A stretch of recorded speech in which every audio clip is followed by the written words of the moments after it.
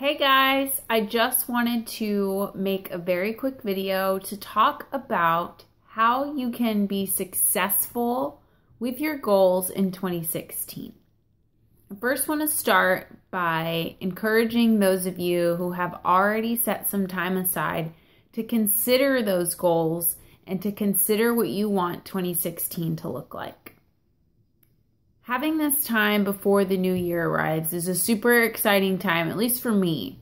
I really enjoy looking back and reviewing at everything that's happened over the last year and really assessing how, some areas of my life that I felt like I did really well, in other areas where I feel like I can still use some work. Because let's face it, there are areas where all of us can always use improvement and can always use some extra work. And I first want to start by talking about the difference in my mind from a resolution and a goal. First of all, a resolution is extremely vague. If you look it up by definition, it just means, and sorry, I don't have the exact definition on me, but it just means to desire to change something, or a desire to change something. It's super vague. There's not anything specific about it, and you can just say something like, I want to travel more. That's my resolution. Or I want to be healthy. Okay, well, what does that even mean? So part of what we're going to talk about in this quick video is how to be specific with your goals and set a plan. So many of you, I'm sure, have heard of the acronym SMART goals. If you haven't, the SMART, S-M-A-R-T, stands for specific, measurable, achievable, realistic, and time bound. So write that down and give yourself some time to put all of your goals that you've set for 2016 to the SMART test. You want to make sure that you are specific with your goals. Write out exactly what it is that you hope to achieve. We'll use my example of health because that's the industry that I'm in, and I've already used that one. So instead of saying, I want to be healthy in 2016, I'm going to say, even saying I want to work out more doesn't really work, because what does more mean? Does that mean one extra day? Does that mean one extra hour? Does that mean an extra month out of the year? What does it mean? Put numbers to it. Put specific details to it. So instead, I will say that I want to work out at least 3 times a week, every single week, okay? So that is very specific. If I want to get even more specific, I'm going to say I want to work out for 30 minutes, 3 times a week, okay? So that's perfectly specific. Measurable, that means I'm going to be able to measure whether I achieved it or not, which is, again, why you want to be specific with your goals. By putting a date to it, by putting numbers to it, by putting a weight, something specific to your goal, you will be able to measure it. I will be able to go back and track and look at, did I work out for 30 minutes for 3 times a week, every single week of the year? You want to make sure that your goals are both achievable and realistic. So can I physically achieve 30 minutes a day for 3 times a week? Yes, I can. Physically, I can achieve that. Is it realistic? Depending on my schedule, is that realistic? Currently, yes, it is.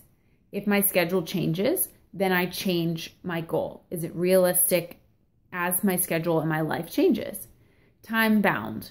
So I've already said I'm going to do it for 30 minutes, 3 times a week for an entire year. So I know that if at the end of the year I don't achieve that, then that will be my timetable. Now, I should probably change that, because an entire year is a pretty long time, and I would not encourage making a goal with that long of a time frame.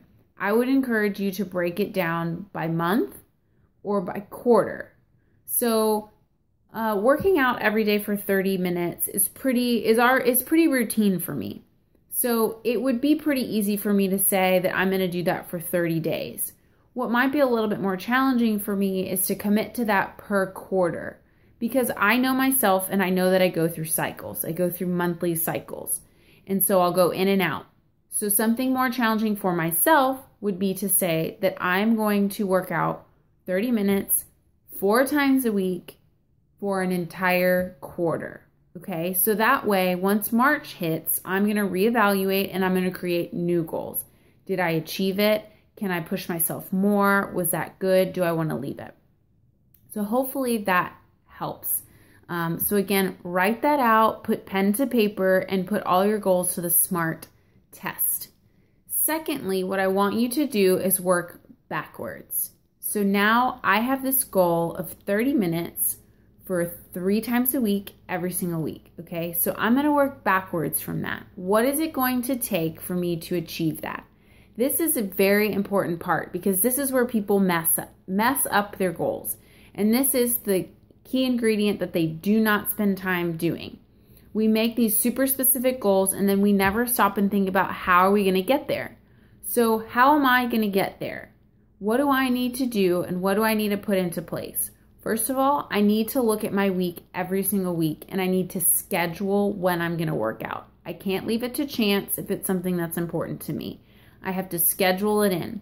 So what does my week look like? For me right now, I need to get up at 7 a.m. every day and work out. If I don't get up at 7 a.m., then I don't get my workout in.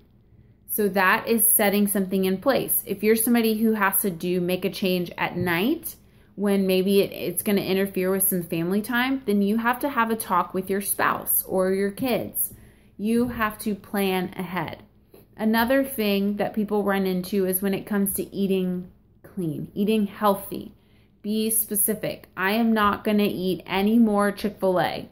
Ooh, I don't know if I would set that goal for myself because that's not realistic for me. No, I'm just kidding. Kind of. Anyways, so if I'm going to say I'm going to eat healthy, I need to be more specific than that, right? And food involves my family. Food involves my husband. So I'm going to need to talk to him, and that needs to be part of my plan. If what you are trying to change and there's a goal that you are achieving or that you desire to achieve that impacts other people in your life, you have to have conversations with them. You have to set your intentions. You either ask for their support or their cooperation. You might not always get it, but you at least have to let them know that this is what you're doing.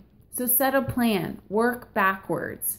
We call it sometimes reverse engineering your goal. So writing out every single step that you have to do and seeing it on paper so that you can visualize it and then take one step at a time. That's my third tip.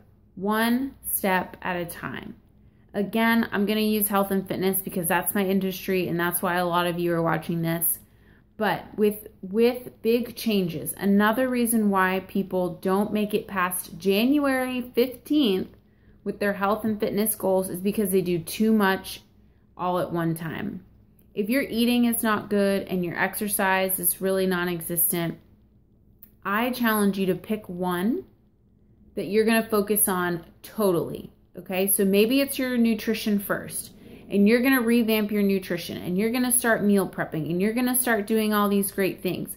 I don't recommend that at the same time you try to hit the gym 7 days a week because that's too much. You're changing a lot of your life all at one time.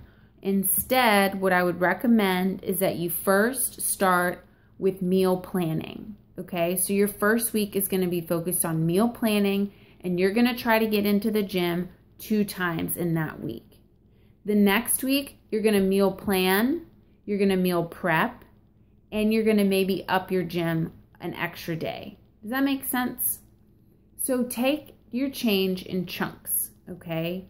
Your life and your mind and your body have to adapt to all of the changes and these new things that you're introducing into your life. So give yourself some slack. Be kind to yourself as you start to implement new things, new routines. So just to recap, for all of your goals and things that you hope to achieve in the coming year, you're first going to put them to the SMART goals test, okay? Secondly, you're going to reverse engineer them. So you're going to work them backwards and you're going to create a plan on how you are going to achieve those goals. And third, you're going to break things into chunks and you are going to take one thing at a time. So I hope that this was helpful. Thanks for sticking it through. And I am so excited for all of you and what you hope to achieve in the coming year. See you later.